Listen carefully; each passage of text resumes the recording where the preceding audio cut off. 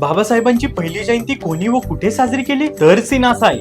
आज doctor B R. Ambedkar यांची जयंती 152 plus देशांमध्ये साजरी केली जाते आणि भारतात 14 एप्रिलला फक्त एका दिवसात सुमारे 2100 प्लस कोटींची उलाढाल होते. पण ही सुरुवात कुठून झाली होती? 1928 साल पुणे सदाशिवराव रणपिसे या नावाने इतिहासाला चालना दिली. बाबासाहेबांची प्रतिमा हत्तीच्या अंबारीवर ठेवली गेली आणि एक भव्य मिरवणूक निघाली.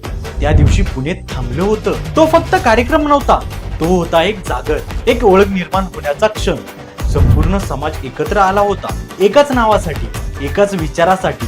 आणि तिथून सुरू झाली जयंतीची परंपरा, जी आज जगभरात पोहोचली आहे. म्हणूनच आजची ही जयंती फक्त सेलिब्रेशन नाही, ही आहे त्या पहिल्या पावलांची ताकद. आणि म्हणूनच आपण सगळे सदाशिवराव रणपिसे यांचे ऋणी आहोत, कारण त्यांनी फक्त जयंती साजरी केली नाही, तर इतिहासाला दिशा दिली. सीन काय समजला ना?